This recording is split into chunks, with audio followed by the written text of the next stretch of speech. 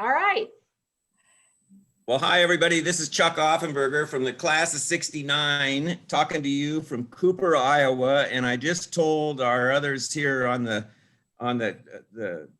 Zoom cast that I am sure, with all of you spread all over the country here, I am sure this is the most connected anybody has ever been in Cooper, Iowa, where I am.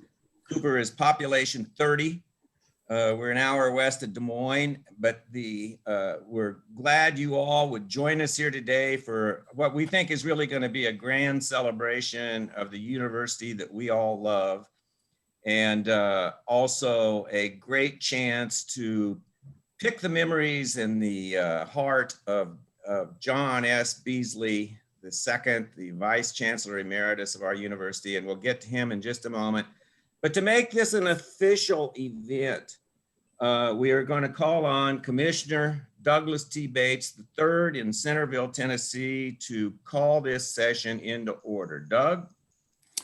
Before I welcome everyone and call it into order, I would like to rise to a personal privilege, which the commissioner does every once in a while. Yeah, we've noticed. There are two West End avenues, one which forms the western border of our beloved school, Vanderbilt, and another which runs westerly down from the public square in Centerville. As you descend on the one in Centerville, you would pass on your right the home of Minnie Pearl's mother. Two further doors down would be the home where Ann and I grew up. And right across from that house would be the home and clinic of Dr. Beasley. In that home and on that street, his grandsons used to come on summers to visit. One of those grandsons went on to spend a great deal of time and toil on West End at Vanderbilt. It is that story which we will mainly hear today. But as we hear it, my mind goes back to his grandfather, Dr. Beasley, and the summer weeks John Beasley and his brothers spent halcyon days on West End Avenue in Centerville. Thank you for all for coming to celebrate the life and times of Chancellor John Beasley. Thanks to him for his time. Thanks especially to Margot for setting this up. And thanks for Chuck Offenberger for being our interviewer. If you will permit me to say, we will be listening to a legend interviewed by another legend. Chuck? Well, thank you, Doug. You're gilding the lily, at least one of them, maybe both of them. But we thank you for calling this group of great friends together from all over everywhere to do this today. It's a remarkable thing in communications technology that we're able to do this kind of thing. It just blows me away all the time when we're doing this. Couple of just other announcements. The chat function on this Zoom call will work today. It's down in the middle of your screen at the bottom. So if you have questions or comments you want to make, you check into that chat system and leave your message. And also later when we're taking questions from people, if you tell us there that you have a question or be raising your hand and waving at us, Margot and I will both be watching and we'll try to get you in. John and I are going to talk for about 45 minutes here getting started, and then we'll be throwing it open to all of your questions too. So hang around, enjoy yourself, have a cup of coffee or something else while you're listening. And also one other thing, Margot has arranged to record this. And so at some point, either in the chat or somewhere, Margot will get word to us where that will be available subsequently so we can share this with other people. So quite the uptown operation here. And we're going to open with a song. I want to call on one of John Beasley's special friends. They go back, in my estimation, about 30 years or something like that, maybe even a little longer. Marshall Chapman may be the most talented person that Vanderbilt University has produced in all of our era. She's talented in so many ways. Of course, a recording artist. Of course, as a songwriter. as an author. She's appeared in many movies. She is a tremendous raconteur, and she has one of the largest hearts of all Commodores. Right. And so I wanted Marshall to come on today and reflect briefly on John, just a second, and then she's going to share a song she wrote 21 years ago when John retired from Vanderbilt for the first time. And so she's going to share that song titled John Beasley here with us to get this program started. Margaret, Chuck, or Marshall, go ahead. Can you hear me, Chuck? Yes, we can, Here's Marshall. the deal. My computer that has the lyrics to John Beasley in it is in the hospital. And do you have the lyrics that I sent you? Could you hold them up or show them? I don't know if I can do that. Well, and I can sing it later, because I tell you what, I tried to sing it just now, and my brain's been going for 72 years. I could only get to the third line.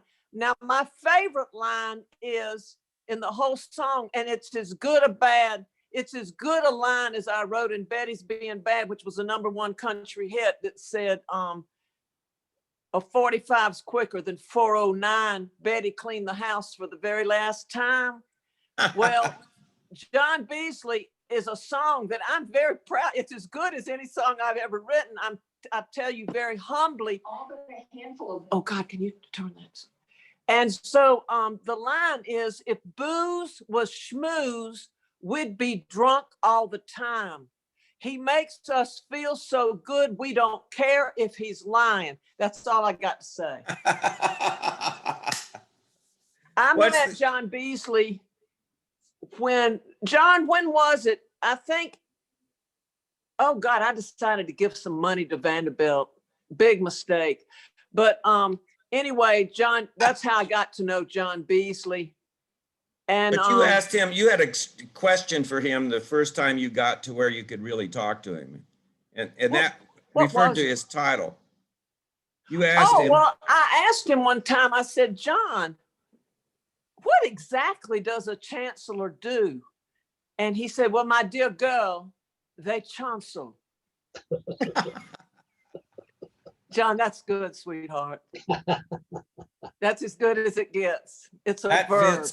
That fits Paul Kurtz's description of John Beasley as being elegant. He's an elegant guy, or can be at different times. Well, Marshall, I'll see if I can fish up those words before we're done here, and I might send them back to you. I'll give it my best shot, but I just, that thing's been buried for 21 years in the spring. Well, sure. Well, we appreciate it. We appreciate your reflection, and thanks for being here with us.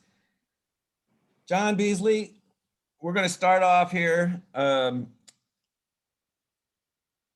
I'm going to kind of set a broad picture here, just because there are some people on here, including maybe some of your grandchildren, who don't know things about you that many others of us do. And I want people to be able to identify with this as we go on with this. But let's start this. John, you are 90 years old.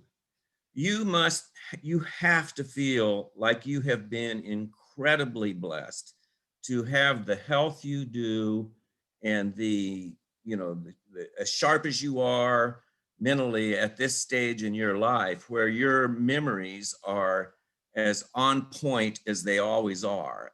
You must just feel really blessed.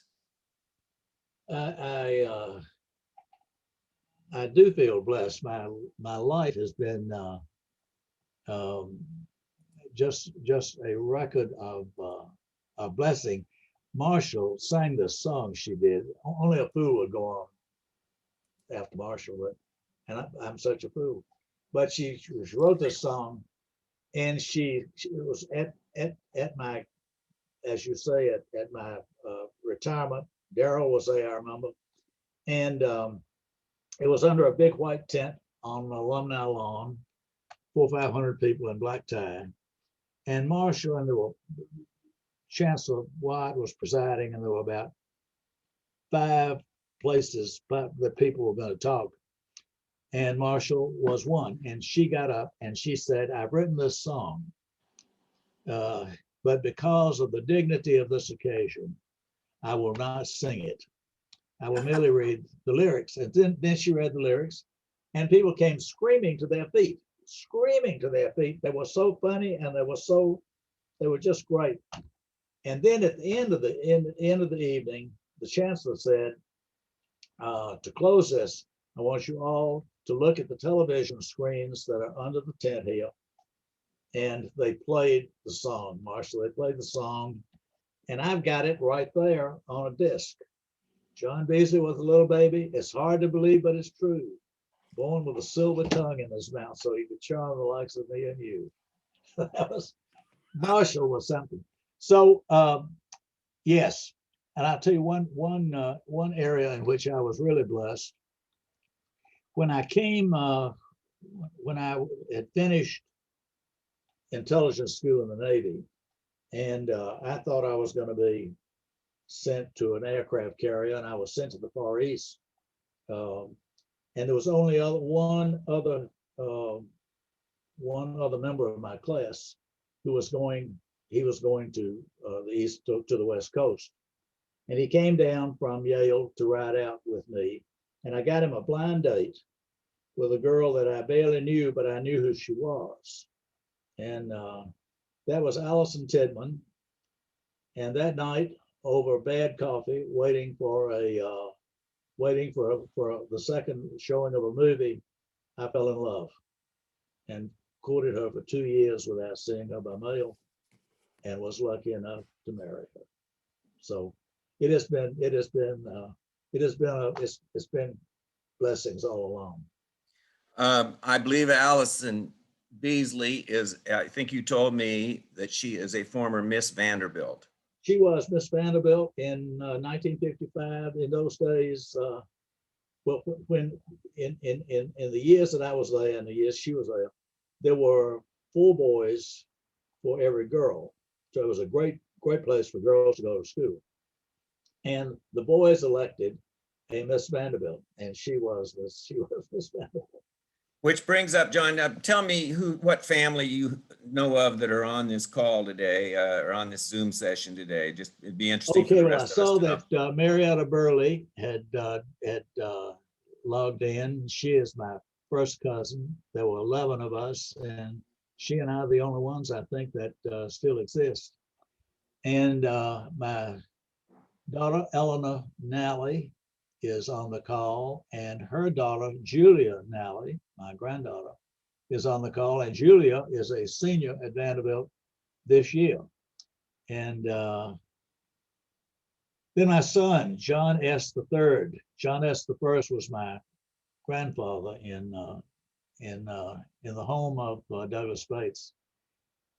He is on the call, and I think it is possible that his son, Drew, is on too. I'm not sure, but that's the people that I know that are on the call. But I'll say also on the call are a number of my colleagues at Vanderbilt when I was there. People that actually, you know who the chancellor is, and you know who somebody else is, but these people are the people who really make the university tick, run, make it. Steve Smart and Steve Caldwell, Melanie Ford. Mel has pulled me out of any number of tight spots. Bill Meadows, who was the great alumni person there. Robert Early, my priest and my confessor, with whom I have made any number of trips. And David Wood, I think, is on this call too. David was a great director of admissions. I know he admitted Kevin Brady, and I expect he admitted some of the rest of you. But Dave and I would did a good bit of traveling together when he was the director of undergraduate admissions, and I was director of admissions for the law school. And I remember one call that we made on a boy we were in Dallas, and for a function of some kind, and athletics had asked him to see if he could not help to recruit this boy who was a great football player at, I think, maybe Highland Park, someplace like that. Dave, I hope you remember the story. And it was possible that this boy might want to go to law school. So Dave said, why don't you go with me on this call? So we went to meet this boy, and he was a great football player, and he was handsome beyond belief. I mean, he was a running back, and he was tall, and but I will say he was almost gorgeous. And David put the moves on him, and then he said, "Dan, I understand you might want to go to law school." And I brought along the director of admissions for the law school. And this boy said, no, he said, I think not. He said, my father says that with my looks, I can make a fortune as a lady's hairdresser. And he did. That's what I think he ended up doing. Dean Irving and I made a lot of calls together, and we were in San Francisco. There was this Asian man who had given a lot of money to a library, an Asian library in San Francisco, and he had a Peabody connection. Dave and Robert and I had gone out there to see him, and he had said, "I'll meet you in the lobby of the Fairmont Hotel." But if you've ever been in the Fairmont, the hotel, it's a huge lobby, and there must have been 200 people in the lobby, and at least half of them were Asian. And we didn't know what Mr. Lee looked like. And we thought surely he'd see us. We didn't look like anybody else, and he'd come and find us. But nobody came to find us. And finally we said, we've got to make a move. And so Robert very carefully, but gently, but persuasively said, "Mr. Lee," and about 100 faces turned toward us because there were that many Mr. Lees in the room. We had a lot of fun.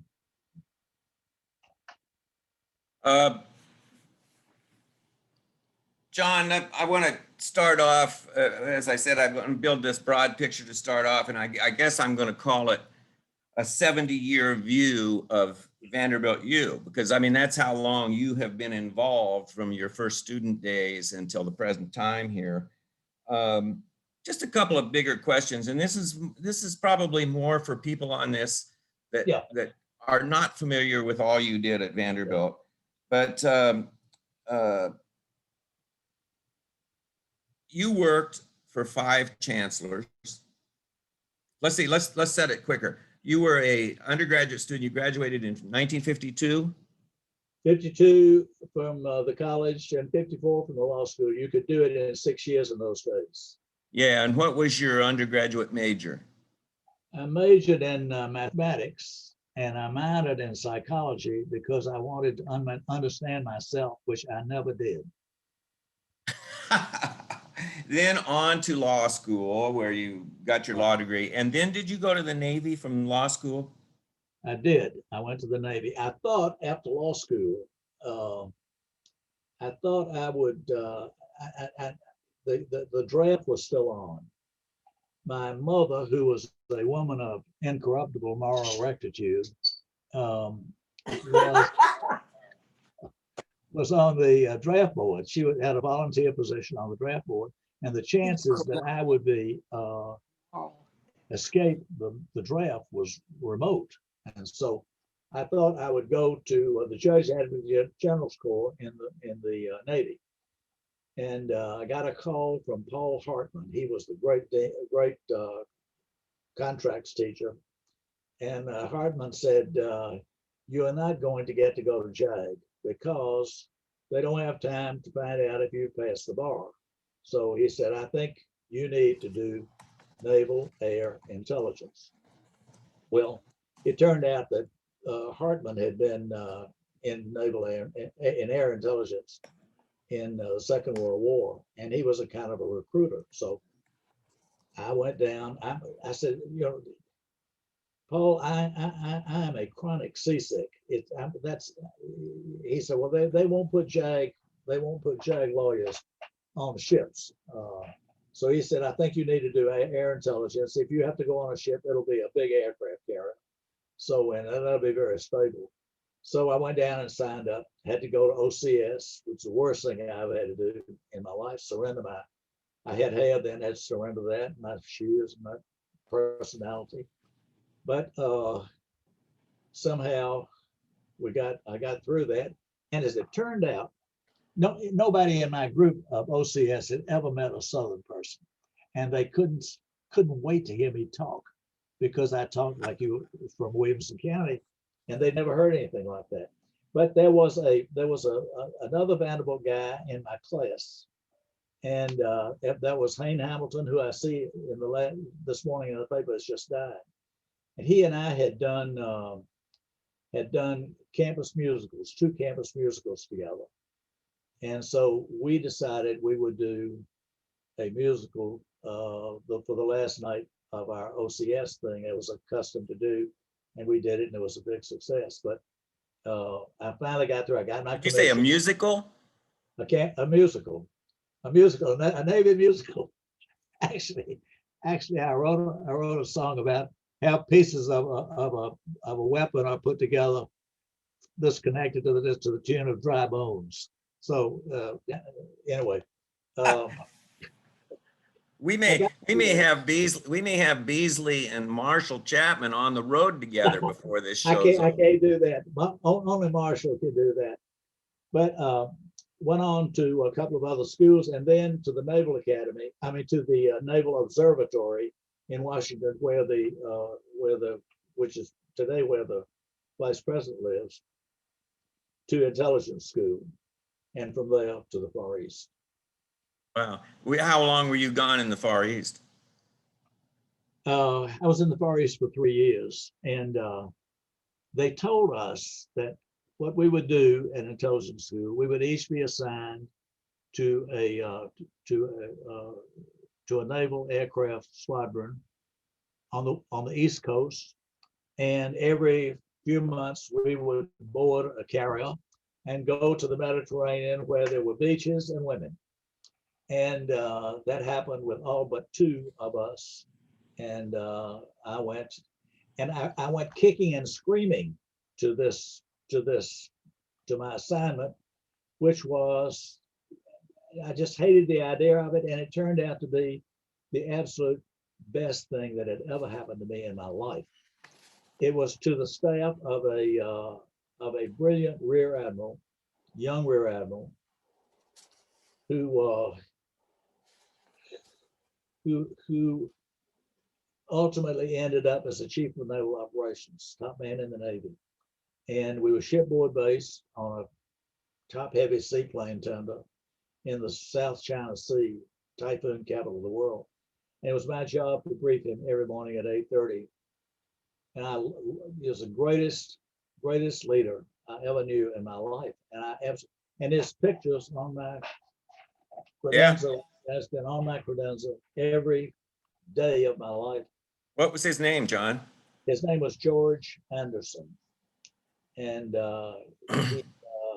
whenever I'm in doubt about what's right or what's wrong or what the cost is, I look at that picture. I will tell you one story about him. Yeah. On one occasion, he had to go back to the Pentagon. And and he was going to do that. And at the same time, he was going to marry off his daughter, who had come out to the Far East to see us. And I met her out there. And he said, I want you to go back to Washington with me as my aide. So I was briefly his aide. And so we landed, and we went on his plane, and we landed, picked up a brand new Chrysler that they furnished him. I drove him everywhere he needed to go. And we went to the wedding. And it was in Chevy Chase Methodist Church, a huge Methodist church. And it was jam-packed with more brass than I had ever seen anywhere. And he and I were there in dress whites with more gold than a man ought to wear. And my job, he said, John, it's your job to stand at the back of the nave and say to each one of the bridesmaids as she enters the aisle, chin up, stomach in, chest out, smile. So they all went down with perfect posture, and they turned with miles of teeth to greet the bride as she came down on his arm. Great success. So on the way back to Honolulu on his airplane, he woke up from a brief nap and he put his hand on my wrist and he said, "You know, John, that's not bad advice for living your life. Chin up, stomach in, chest out, smile."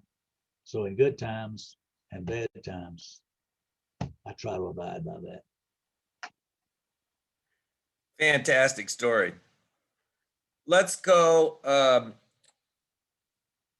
let's go. So you come back to, out of the Navy and come back to law school on the faculty? No, I come back. I'm practicing with law with my father in Franklin, Tennessee. And I Oh, got I a call. had missed this. I'm sorry, I didn't. Well, I wasn't there, but overnight, just barely there. Two mistakes, practicing with my father, practicing in Franklin. So I got a call from Vanderbilt. Would I come and interview for a job? Yes, I went, and the job was executive secretary of the Alumni Association. There was no, it was sort of the key employed person working with alumni. And it's a job that ultimately Bill Meadows held and held it well, about far better than I did. But so I went and I talked to a number of people. I talked to Madison Surratt, who's got a granddaughter on this, on your blog. And Surratt said, he said, "John, Vanderbilt is a great place to invest your life." And he knew. And so I had an office right across from his. He'd come in and sit in my office, and I just soak up the wisdom and the humor. And he said at one point, all students should have an open mind, so long as it's not open at both ends. Anyway, so I had been in the office maybe about 3 days when I got this letter from a prominent downtown businessman, a big automobile dealer. It was not Jim Reed, but the letter said, "I read in the paper that Vanderbilt is thinking about taking the N-word. And if you do that, I'll never give Vanderbilt another penny as long as I live." So I've seen a lot of those letters since then, but that was the first one, and it shook me up pretty bad. So I took that letter to Helen Allen, who was an office manager. She'd been there forever, and I showed it to her, and she said, "Mm-hmm." And she went into a file cabinet, and she got this blue card. We had a blue card on everybody who had been to Vanderbilt and so forth. On the front was the details about his life, and on the back was a record of his giving year by year by year. So she showed me the card. Yes, I recognized that was a smash card. And then she turned it over on the back. It was empty. There had never been a gift. So I learned then that you cannot withdraw from a record of support that you have not previously created. And I said we were thinking about taking blacks, and Harvey Branscombe, who was chancellor then, my first chancellor I worked with. You're saying accepting him in the school. That's what Vanderbilt was. Right. Yeah. And he wanted to do it, and he had tried to get Duke and Emory to go along and do it at the same time, but they were not willing. So John, can I ask you a question? sure. Was this well-known car dealer later tried for murder? No, it was not. No, it was not Bill Gurley. No. No, Bill Powell. Yeah. Okay, that's all I got. No. But anyway, so Branscombe knew that if he admitted to, say, the College of Arts and Science, it would rob Fisk and other schools like that of their best students. So the deal was we would offer admission to programs that were not available elsewhere in the area. So you could get an advanced degree in physics, but not in English. You could go to the law school, but not the medical school. And but it was not popular downtown, and people went wild over it. But I'll tell you, as the sort of senior paid alumni person, I became a member of Branscom's Public Policy Committee. And the Public Policy Committee was Branscom, Surratt, Robert McGall, who was the secretary of the university and arbiter of taste for Vanderbilt, and Rob Roy Purdy, the fabulous Rob Roy Purdy, the teddy bear teacher of English, and then Vice-Chancellor for Academic Affairs, and me. I was a baby on that committee. And we should have been talking all this time. We met every Monday morning at 11 o'clock for an hour. And we should have been talking about what we're going to do about admitting blacks. But what we had been talking about for 3 solid weeks with no result was a robe of office for the chancellor. Prior to this, Branscom had been wearing the robe that everybody else in the faculty wore. There's no way to tell that he was the chancellor. And Robert McGall had exhausted himself. We'd all exhausted ourselves on thinking of things with no. And finally, on this third Monday morning, just as the meeting was about to come to a close, Purdy spoke up. And he said, well, Mr. Chancellor, he said, there was one character in medieval literature who was always robed in solid gold. And Branscom lit up like a bulb. And he was clearly fascinated by it. He just thought it was, and we were on the point of adopting it when Kirkland rang and the meeting was over. So we did not adopt it. But as the meeting was breaking up, I heard Branscom say to Purdy as he was going out the door, Rob, he said, Rob, who was the character in medieval literature who was always robed in solid gold? And Purdy said very quietly, Mr. Chancellor, it was God. Well, we didn't adopt that. But I told that story some years later when I became president of the Alumni Association when I was working for the bank, and I'd gotten elected. Bill Meadows got me elected president of the Alumni Association. When was the so you're out of the Navy, you're back, and you're at Vanderbilt. When were you teaching at the law school? Okay, I did that job for about 3 years, and then I got a call again from Paul Hartman. Would I come down and talk to him and the dean? Yes, of course I would. The law school, when I was in the law school, was in the upper 2 floors of Kirkland Hall, and the library was in that big chapel that later was floored to take additional space. But the law school had built a new building down in where it is now. It's been added to several times. And John Wade had assembled a really good faculty, but they needed to pay for the building, so they needed to increase the size of the student body. They needed to double the entering class. They wanted to raise the standards, and they wanted to go national. And so would I come down and take the position as director of admissions and recruiter for the law school?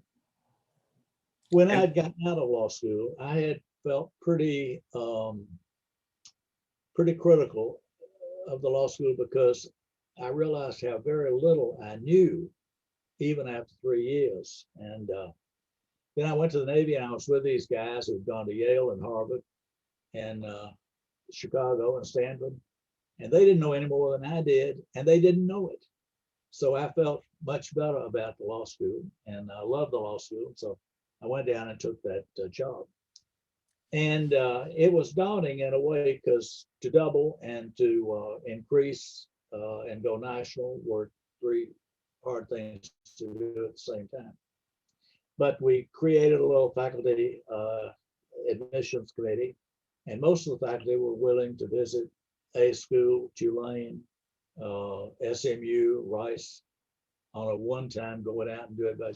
And I took the Northeast, and I take every year a 3-week trip to beginning at Princeton and ending up 3 weeks later at Dartmouth or Amherst, and in my own car with a trunk full of catalogs and a little dictating equipment that I could dictate on a disc and then mail it back, so that everybody that I'd seen had a letter from me within the next couple of days.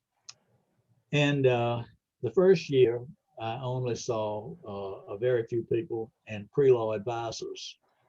And the next year it was better.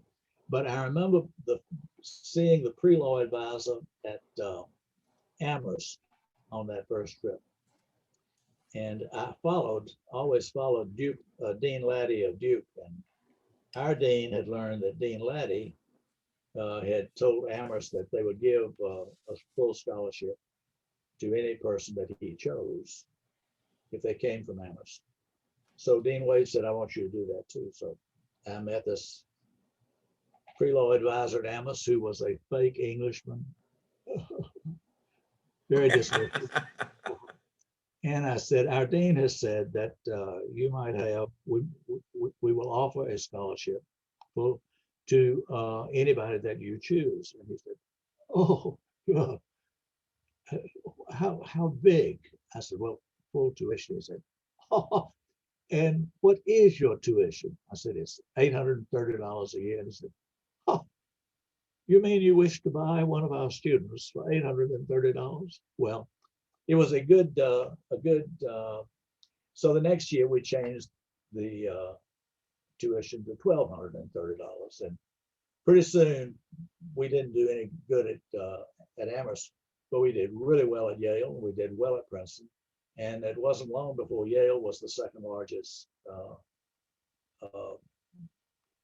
group of undergraduates in our class. Vanderbilt was always first. As you were building that student body, you had top drawer applicants like from Yale and those other schools you just mentioned, but weren't there also some who were, in your judgment, pretty good candidates here, although perhaps their grades didn't quite merit entrance into the Vanderbilt Law School? Yes, I think what we wanted, what our committee wanted always, was really good human beings. Absolutely. That were gonna do something in the world. Who were gonna make the world a better place. And they didn't always have the best undergraduate backgrounds. They hadn't crested, as we say. And so, and as one of those persons who got like that said, those were people whose futures were thought to be better than their past. So we'd take those people because we wanted them. We wanted them. Did that group come to have a name for themselves, the ones who had been particularly assisted by you? They did come to have that name, and it was not a name that I ever promoted. So I'll let you say what it was. Well, I'm about ready to promote it as a name for our email chain, actually, here. I think it'd really be appropriate. My understanding from really unimpeachable sources is they referred to themselves with a great deal of pride as Beasley's bastards. They did that. And Dean Kurtz, whose credentials were impeccable, signs his letters honorary Beasley Bastard. I'm sure he'll have more to say about that. John, you, Honorary only. yeah, he made his grades, he says. From law school, then did you work for a bank then in downtown Nashville? Yes, I got a new dean came, and I got well, let me just say one other thing that had happened in the law school that helped us do what we did. David K. Wilson was chairman of the Vanderbilt board. He'd run a big campaign, and he was a great person for Vanderbilt. He loved Vanderbilt. He always looked ahead to who he could get to be good things. Anyway, and his oldest son, was what we call a golden boy. He was beautiful. He was smart. He was deferential. He was wise. Everybody loved him, and he had gone to North Carolina as a Morehead scholar. And we had admitted him to the law school. And 2 days before he was to enter, he was killed in an automobile accident in France. And that's the kind of thing, that will destroy a family. But instead of it destroying the Wilsons, who were not offensively religious, but would be deeply religious people, they created a series of 5 scholarships of more than full tuition in the law school. And the design for the program, named for Patrick Wilson, the design for the program was that we would bring in 15 students for a full weekend to compete for those 5 scholarships. And the scholarships were great. And we'd get the 5 that we wanted, but often Sure.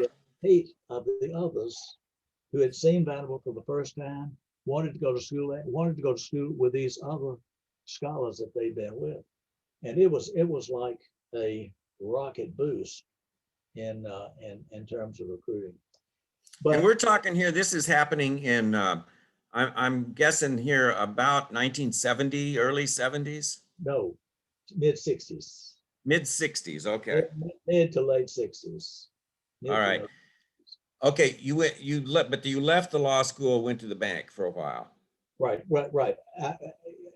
After that period, I did go to the Commerce Union Bank, what is today the Bank of America. But I did do that. I had taught trusts. I knew David K. Wilson because I'd run his program. He was a big deal at the bank, and he said, "I want you to come and run the trust department of the bank." So I went to be executive vice president of trust and investments for the bank. How long were you in that position or at the bank? Almost a decade. Oh, wow. And then came back to Vandy when? Almost a decade at the bank, and I got fired. The bank began to implode, and they began firing people. And Bill Earthman, who was the chairman of the board, fired Ed Nelson, who was the president of the bank. And then later, Ed and a board member came back and fired Earthman.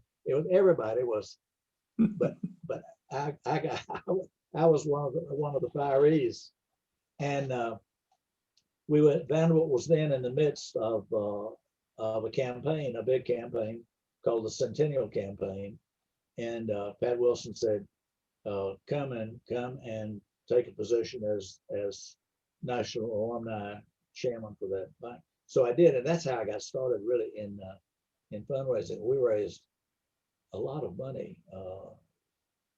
We sure did. Because the university had kind of come to a stop, like a great ship in the middle of the ocean.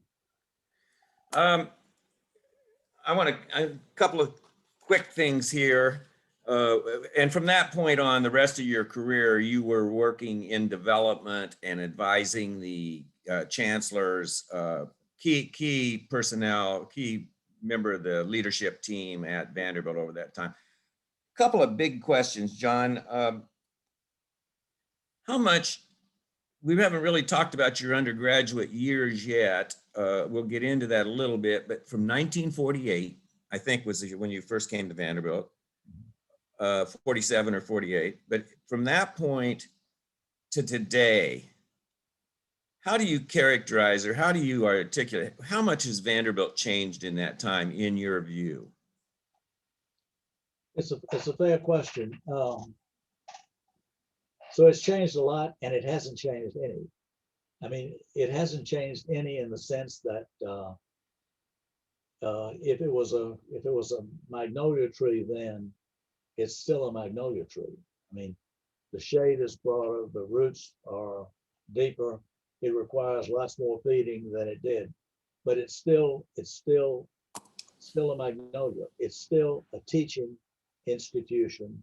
It still concentrates on teaching students, and it does a lot of research, and that informs the teaching.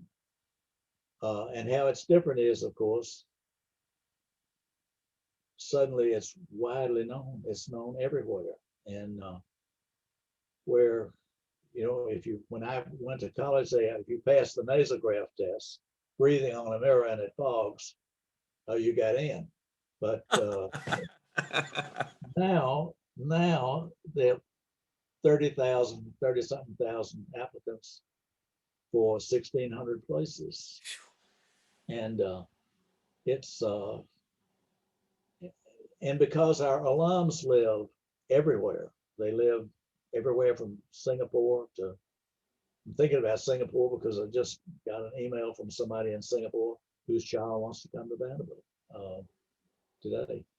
So it's changed in that way, and it's changed in its influence in the world. And now, you know, you can't turn on CNN that you don't see somebody from the hospital talking about COVID. Yeah.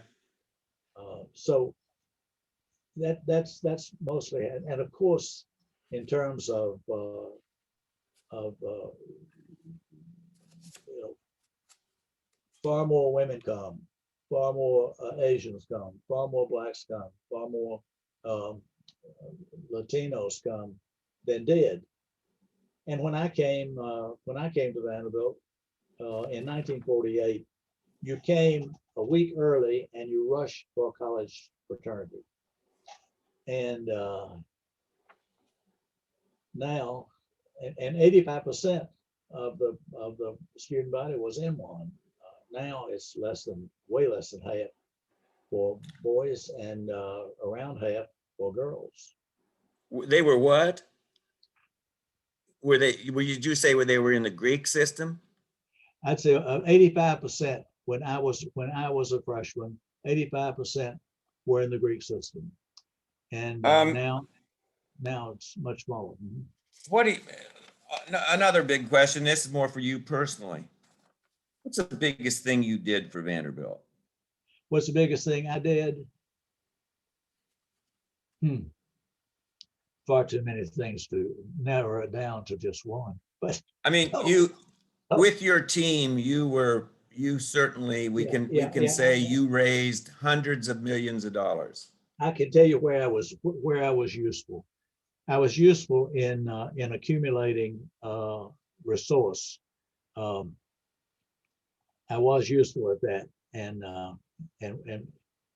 it's hard to be really great to do it on a small dime. So we had to raise a lot of money, and we did. And I think in later years, as Vanderbilt was changing in some of its outside manifestations, when it had to adapt to one thing or another, I think I was helpful in shielding a chancellor from being, I was an umbrella to help say to somebody, that I knew, wait a minute, you're wrong about that, you know. Your feelings are one thing, your facts are something else, and you got your facts wrong. So I think I was useful in those two ways. And Were you talking about a specific chancellor or all of them? it was well, it was certainly true for Gordon Gee, and it was true for Nick, and it was true for Joe Watt. So 3 of those, yeah. Is there anybody that we absolutely all should know about that we probably don't know about, who was a key person in Vanderbilt's time that you've been around? Well, I'm thinking about 3 sort of pivotal moments in Vanderbilt's history that you would know about from the resource standpoint. And the first one, of course, was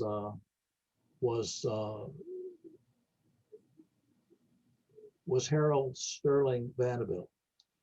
And Branscom's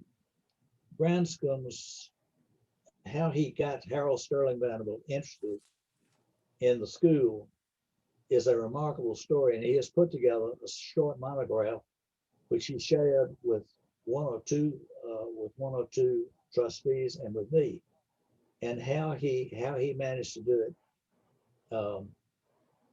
But in terms of resource, the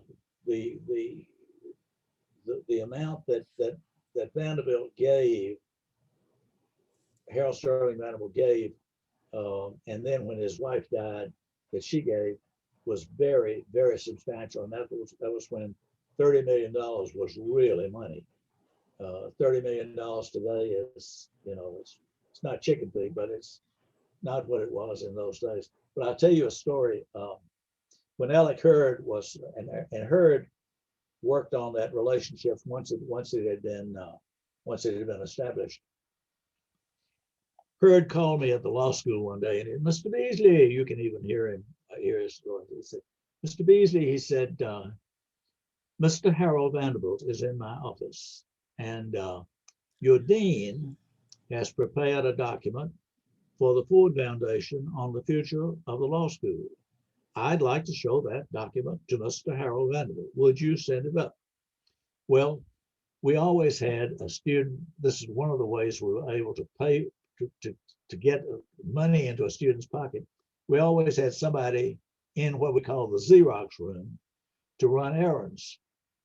And so John Brancato, I don't know if anybody on this blog will remember John Brancato, a young man of distinctly Italian heritage, was in the Xerox room that day. And I said, John, would you take this up? Yes, he would. So I was not there when he arrived, but Alec Hurd told this story all the time. And Mr. Vanderbilt told it to me on 3 different occasions because it had meant so much to him. John Brancato arrived. He gave the document to Mr. Hurd. And Mr. Hurd said, thank you, young man. He said, this is Mr. Harold Vanderbilt. Do you know who Mr. Harold Vanderbilt is? And John Brancato said, indeed, I do know who Mr. Harold Vanderbilt is, and I thank him and his family for making my education here a possibility. And then he put out his hand, which Mr. Vanderbilt took. And he said, sir, your family and my family share some moments in past history. For many, many years ago, my great, great, great grandfather laid tracks for your great grandfather. And Mr. Vanderbilt said in that moment, everything they had done for the university came into vivid focus. What a great story. Right. That's amazing. Okay, you said 2 more points, pivotal points. Can you? The second one was when Bronson Ingram became chairman of the board. First, he had run the big campaign for Vanderbilt under Joe Watt. He and Joe Watt had fallen in love. with each other. Before Wyatt came, I was named the secretary of the search committee that would look for the next chancellor. I had no voice in it. Mr. Hurd had said, you must not only be neutral, you must be neuter. Well, I thought that was asking rather a lot, but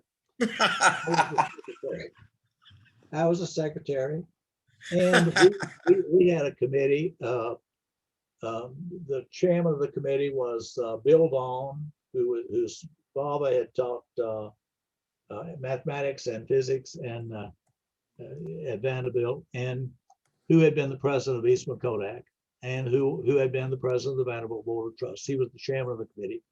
Bronson was on the committee. There were a few others on the committee. We had a big committee of faculty to advise. And we looked at 100 and some odd different people. And we were going to go to Harvard to see a guy named Graham Allison, who was the head of the Kennedy School at Harvard. And before we left, Bronson said, I'm going to take you all on my plane, which we were very grateful for. And we went a lot of places on his plane. But he said, I'll take you. And before we left, a letter came into the committee from Louis Branscombe. This was Harvey Branscombe's oldest son, who was at that moment the head scientist, senior vice president and head scientist at IBM. And Louis Branscombe said, I've run across this guy named Joe Watt at Harvard. He's in charge of all administration at Harvard. And I can't say that he is going to be a fit at Vanderbilt, but I will say that he's going to be a whale of a president somewhere. So we were going up to Harvard anyway. So we said, we'll drop in on Joe Watt. We did. And Bronson asked him some questions about financing. Watt had all the answers. And Bronson said, why can't I get any of those answers at Vanderbilt? I can't get any of them at Vanderbilt. They don't have. So I mean, it was like chocolate and milk. I mean, they were just. So as I say, we saw a lot of people, but he turned out to be the one that we chose. Well, when Bronson died, he left a device that had been blessed by the IRS, where an enormous amount of his estate went into this device, which had to give money away, but 40% of that money had to be given to Vanderbilt, and it could be appointed by his wife, by his children, for things that they were interested in across the board. But we valued that at $400 million. Well, $400 million was not chicken feed in those days, and that's paid out over the years. So that's the second rocket moment. And the third rocket moment was Martha Ingram. Martha, not only could she appoint from Bronson's estate, but she had resource of her own, and she was wise. And so the Commons, funding for the Commons, an idea which arose in the reign of the fifth chancellor. This was now after Nick had become in the reign of the eighth chancellor. She made it possible for that to take place and to begin Opportunity Vanderbilt, which when I left had raised more than $500 million for aid for people. 60-some% of kids are on scholarship at Vanderbilt. Sometimes. Amazing. I appreciate you giving us those insights, because some people on this Zoom call today know those people. Yeah. But many of us never have had an opportunity to meet them and to really feel and understand the commitments they've made to Vanderbilt is just breathtaking. It really is. I'll tell you something about Bronson was a tough person. But when he worked with us, and he met with us every 2 weeks, every Monday morning for 2 or 3 years, he became almost a different person. I mean, the university changed him even more than he changed the university. Just having access to something that you're responsible for that is so much bigger, so much more important, so much more noble than you are, has got an effect. Will have an effect on the person, and it did on him. It did on him. That's amazing. Well, John, I'm going to call in a young man here who's another of our special guests on this Zoom call today. This is, if I'm saying his name correctly, it's Emmanuel John Milton, and he is the editor-in-chief of the Vanderbilt Hustler. And when we were proposing, Emmanuel, you just popped up on my screen. Welcome. We're glad you're here. When we told some people that we were going to have this session and that there would be lots of Vanderbilt history discussed here, Paige Clancy, who advises student communications at Vanderbilt today, a program that involves more than 500 undergraduate students, unbelievable.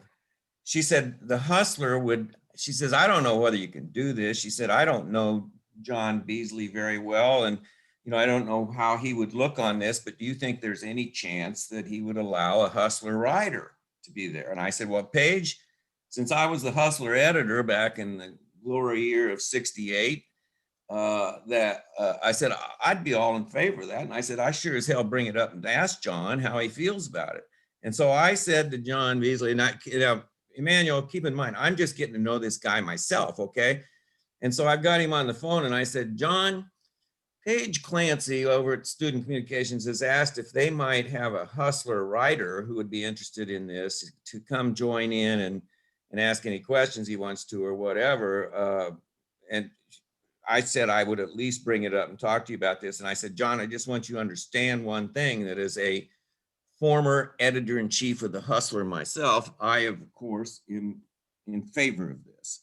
And he immediately said, well, as a former managing editor of the Hustler myself, I am in total agreement. And so here we have the editor-in-chief from this year of 2020, 2021.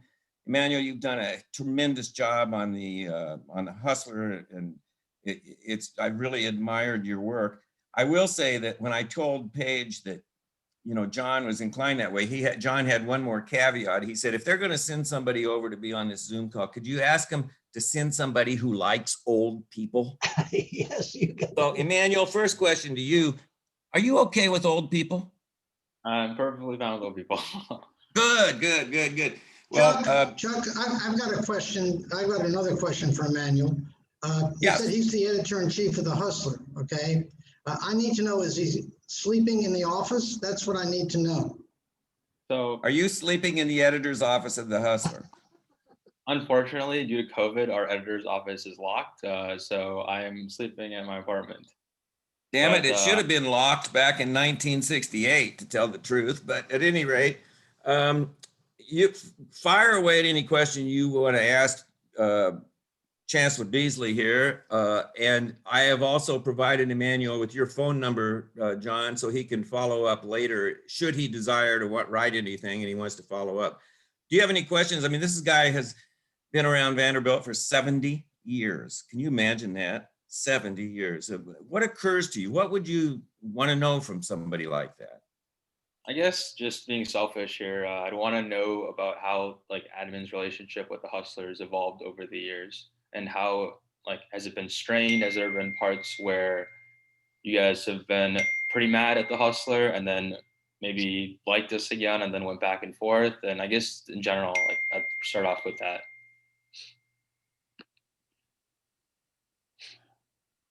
Well, I'd say that some things never change. Where are you from, Emmanuel? So I'm from Minneapolis. Huh? Minneapolis. Minneapolis. And are you Yeah. a senior now? Are you a senior now? I'm a junior, You'll be a senior. going on junior next year, but junior currently. Are you a junior now? Yep. I wish in my years, you could go to the law school in your senior year, but it had been my aim to be editor in chief of the Hustler, because I knew so many who did, and I admire you, and I'm grateful to you for doing it. You're good to do it, and the paper's never been better, my view. I definitely appreciate that. I think I've had a long history of people before me that have made my job a lot easier than I think it's been in the past. But yeah, I definitely appreciate everyone on this call. You guys are all like legends, and I've heard a lot about you from Paige and other people before me. So yeah, thank you for making the Hustler like a big thing, and I appreciate that from, I guess, everyone on this call. Well, like I said, Emmanuel, Let me ask you one more question. Have you ever been on a Zoom that's been more boring? No, this is actually fascinating. Like every one of these people you mentioned, I think I looked up Mr. Ingram, and he's from Minneapolis as well. I think he's actually from St. Paul. So like I was interested. wow. Yeah, I guess there's some Minneapolis connection to Vandy, but yeah, I don't know. I've been fascinated like the way everything's changed and how Vandy started to, I guess, see your path throughout it and throughout the chancellors. I know I joined a little bit late because I just finished. I just got out of my philosophy class, but yeah. Well, terrific. We appreciate you taking time to listen in. And like I said, you feel free to call John Beasley if you want to afterwards for more time to visit with him. I think we've reached the point in this call where it's open. Margot's going to open the floodgates now, and you can let us know if you've got a question. Margot, have you got anybody signed in already that wants to ask? Not yet, but I just unmuted everybody, so it might be a little noisy for a second. If anybody wants to ask a question, if you can let me know, I'll mute everybody and then unmute the ones who want to ask a question. Margot, Bill Meadows. Can I talk All to right, go ahead. John? Hold on. Can you hear me okay? I can't hear anybody else. John's muted. Let me get him unmuted. You sound good. All right. Well, you look great. I'm trying to catch you in age, but I've got about 15 years to go. Most of us on this call do too. You know, I had the good fortune when I started work at Vanderbilt to spend a good bit of time with Madison Surratt. And Surratt and I became great buddies. And you know, eventually he ended up in a nursing home, but I would go out once a week to see him, and occasionally about every other week we'd bring him back to campus to visit with his friends.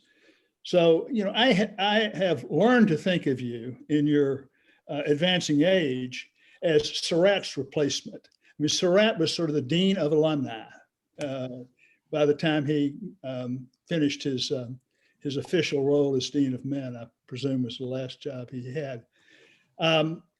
Who is going to follow you? Is there anyone in their 50s or 60s now at Vanderbilt who one can turn to and get the same kind of wisdom, develop the same kind of relationship, and be able to engage in the university in a way that you have made so possible for so many people? Till I answer that, I had meant for it to be you, and I let you get away. No. Chuck Kessler let me get away. It's a good question. Yeah.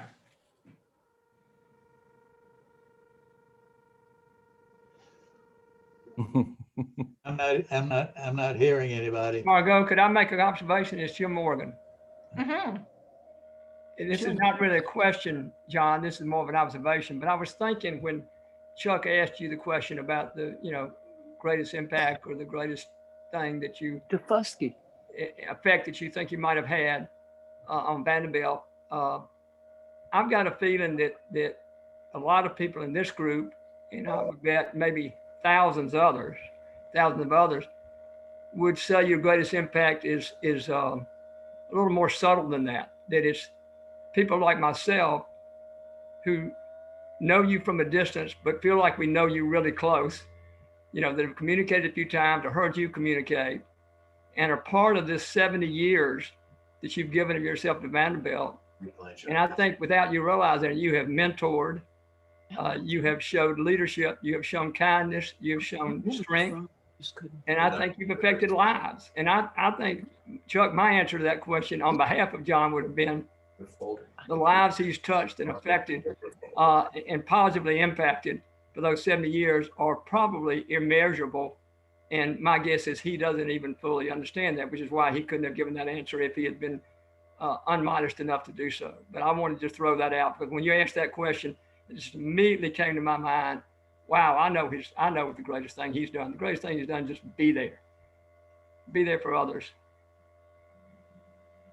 That's a great point, John. I want you to think, John, also about, as you're answering Jim here, also, did you answer Bill Meadows' question? Who on that campus today is the person that is like you that we can go to? No one. I don't know. But Jim, I thank you. And Margot, I hope to God that was recorded, was it? It was. My family won't believe it. Margot, this is Don North. Can I say something? Sure, go ahead. Go ahead, Don. John, as you know, I was a school head for quite a number of years, and in that time went through a number of battles that everybody does in that position.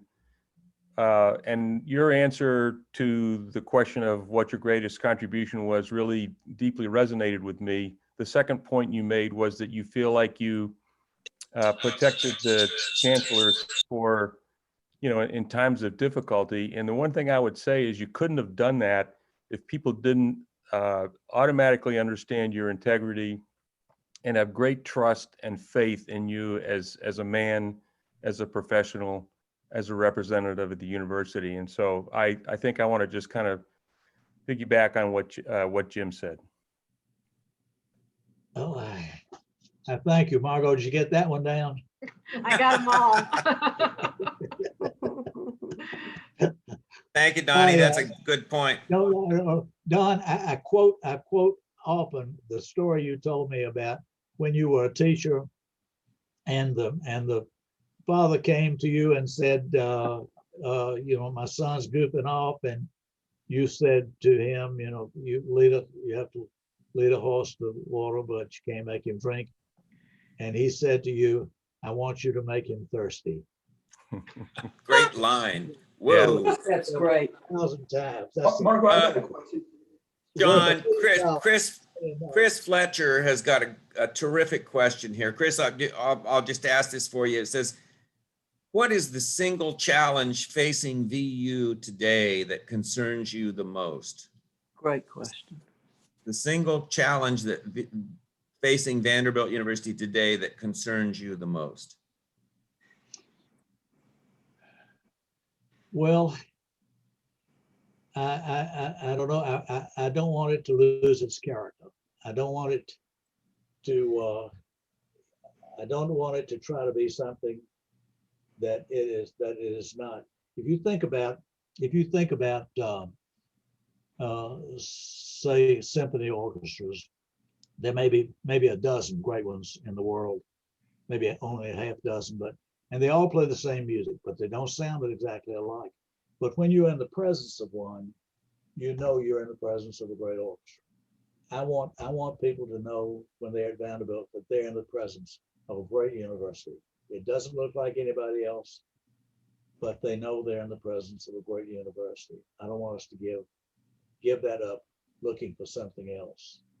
I remember years ago when the law school had lost its dean, and the dean, Kent Syverud, came down. He had been associate dean at Michigan, and he came down, and the faculty of the law school was talking about all the things that they wanted to do, and they wanted to be this, they wanted to do that, and he said to them, "Do you realize what you have here? You're a collegial group. You're doing great work. Why is it that you want to be something else? Don't." So I don't want us.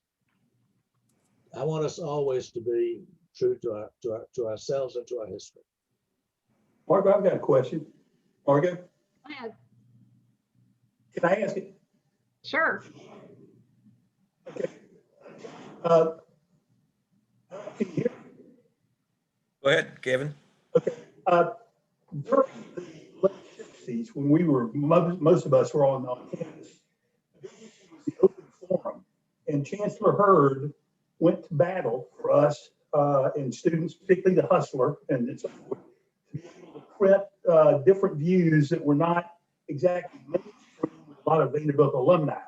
And I recall your role as being somebody who would put out the fires when Chancellor Hurd would be getting criticism for bringing speakers to campus and so forth. And the one that really stands out for me, I'm curious if there's a different one in your memory, but when the university first built Carmichael Towers, the rumor among the alumni was that that was not Carmichael. Right. There was a huge fight over Great story. previous chancellor of ours. It wasn't Stokely Carmichael, but those were the kinds of rumors that I thought you were in charge of damping out. In other words, bringing the alumni back some reasonable order. Memories you have of issues like that? I couldn't hear it. That's like people thinking that the Parthenon in Centennial Park is an exact replica of the one in Athens, Georgia.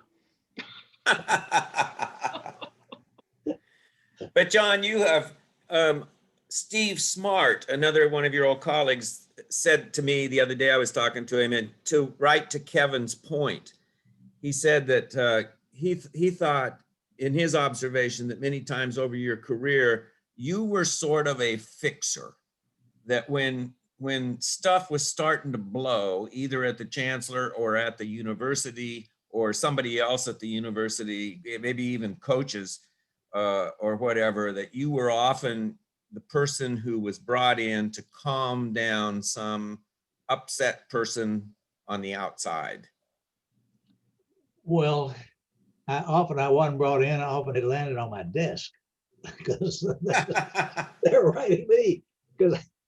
But there was a certain amount of that I did because many of these people were people that I knew, and maybe they didn't. And but it was a good thing to do, and it was the right thing to do, and we all got through it.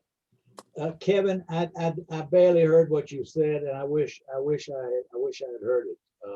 I know briefly about the Stokely Carmichael thing was Carmichael, of course, was for Oliver Cromwell Carmichael. Oliver Cromwell Carmichael. But John, wasn't there a particular letter? Seems like I heard you or Robert Early talk about a particular letter that y'all got, somebody irate alum that wasn't going to give any more money to Vanderbilt after you named that tower after Stokely Carmichael. I don't recall that particularly, but I mean, I just Robert is on here. Robert may know. Robert, do you know? Robert, you have skipped this. You told me you're not going to, and you skipped it. No, he's here. Is he? I'm unmuting him. Where He are left you, you Robert? hanging, left you hanging, Mud. I used to get these, people would send out these solicitations and There he is. here's the card, fill it out, send it back. And the last one I saw, which was about 2 years before I retired, his kid brought it over, his son of an alum who was working the phones, and came over and said, I've got this guy on the phone, class of 19, and he said, I told you I would never give another nickel to Vanderbilt after you named that tower after Stokely Carmichael. But we used to get cards in, real bad writing saying never again. Stokely Carmichael. I mean, it was hilarious, just hilarious. Margot, Yes. beam in Paul Kurtz if you would. He's got a question he wants to pose to John. Okay.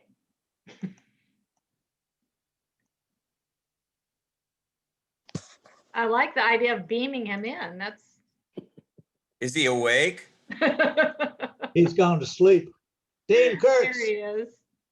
Unmute, unmute.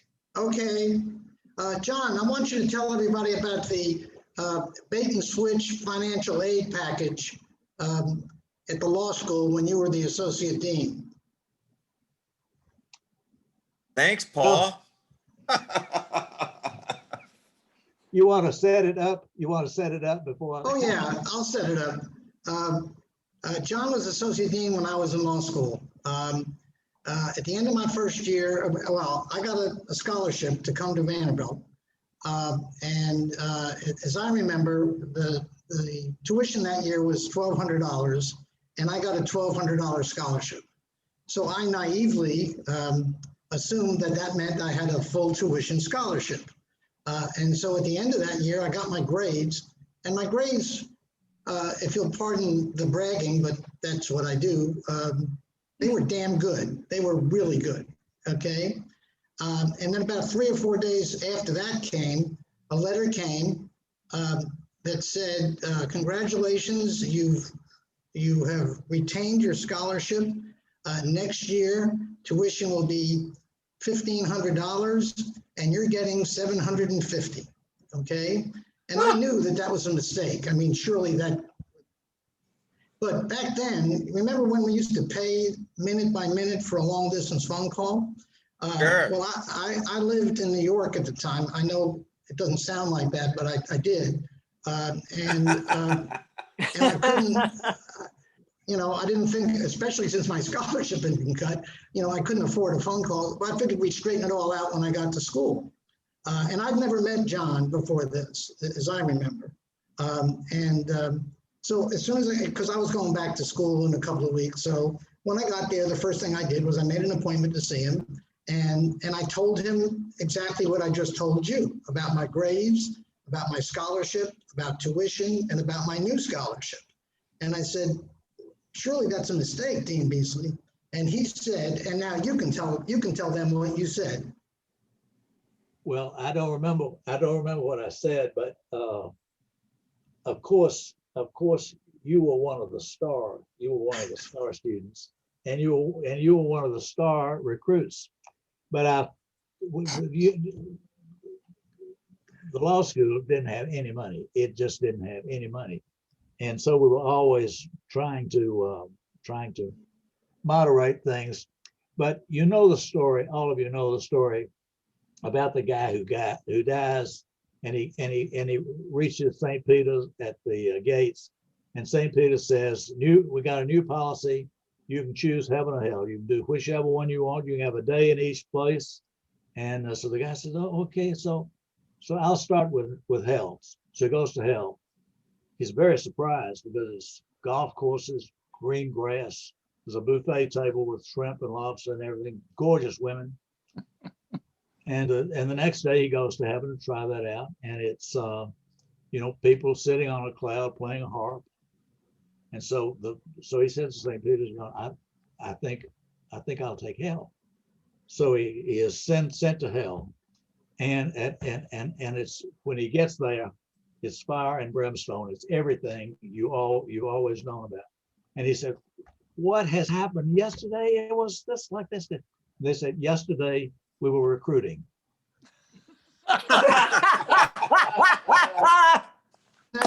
That's a very elegant, to use a word that I've used before about slippery John Beasley.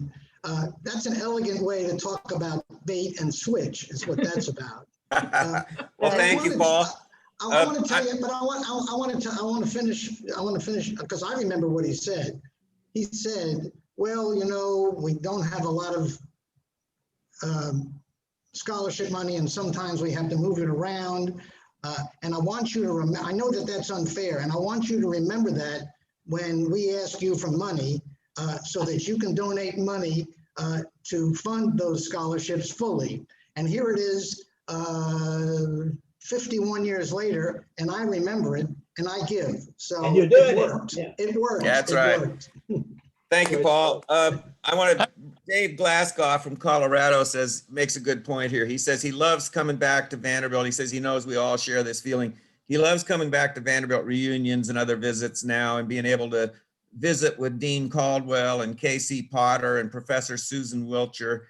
And he says, even though they're no longer on the campus, you know, in teaching capacities or administrative capacities, but he says, all of those people mentored me, and it occurs to him as he's listening to this today that all of them were mentored by Chancellor Beasley, which is a heck of a statement. One more quick question from me. It has occurred to me that you saw Vanderbilt basketball before it was played in Memorial Gym. Yeah. Oh, wow. Where the hell was it? It was Oh, Jim. was out in West Nashville in a I think now the area is maybe a Tennessee. Well, at one point it was in a hippodrome where it was a skating rink. Over on West End Avenue. Oh my gosh. Wherever we could. You Where know, Park Place is. the old gym wasn't as big as I mean but yes, we played all over town, played in the hippodrome, played out in what right where our Target is now on West End. It couldn't have been the old gym because that's what they gave to the women students for PE, and it was horrible. No, that was Wesley Gym. Well, it was real horrible. Yeah, the old gym was the arts. Was the art. Listen, Wesley Gym, if you went for a rebound, you'd end up smashing your face into a brick wall. Yeah. Margot, are we at the end of our time? We're at 3:02. Nothing's going to cut us off. Well, here's what we're gonna do. First of all, I want to greet and say thank you to all the members of the Beasley family for the way you have shared John with all of us over these years. And I hope you have felt the affection we all have for him and the respect and the curiosity we have about him. He's just one of the coolest guys that has ever come out of Vanderbilt. So we've appreciated having him as our friend. Secondly, I want to thank Margot for doing the technology on this. You've done a wonderful job. She will point out to us one way or the other, either by email or on the chat here, of how we will be able to access the recording. Or is there anything you want to say about that now, Margot? I'm going to try to email a link to everybody when this is over with. Once it's going to be really big, so it may not email easily. And if so, I may have to put it in a Dropbox or something like that. Okay, great. And the other thing I want to thank the commissioner, of course, for inspiring this group and continuing to poke us every once in a while when we need to be poked. And let's close now. I want to close, this may be tough to pull off for everybody, but let's close by singing, first of all, the alma mater and then Dynamite, and we'll call it a day. And then we can all carry on back and forth on the email chain. So let's start off now with the alma mater. On the city's western border, against the sky, proudly stand our alma mater as the years go by. Forward ever be thy watchword, conquer and prevail. Hail to thee, our alma mater, Vanderbilt, all hail. Here we go. Dynamite, dynamite. Bandy starts to fly down the field. What do you Beasley save the shield? Victory's won when battles done, and Vandy's name will rise in fame. Win or lose, the face will choose, and these games will be the same. Hey, dynamite, hey, dynamite, hey, when Vandy starts to fight, hey. I have a suggestion on who is going to replace John Beasley, and it's the collective class of 1969. Oh, God bless you, Marshall. Thank you all, and we'll thank you all for your time today and for joining in. It's been wonderful. Thanks, John. Great to see you all. Chuck, thank you. Thanks, John. Yep. Thank you, Chuck. Bye. Thanks, Chuck. Okay, Thanks, guys. Margot. Thanks, John. Thanks, John. everybody. For being with you. Thank you, Thank- Chuck. Thank Bye. you.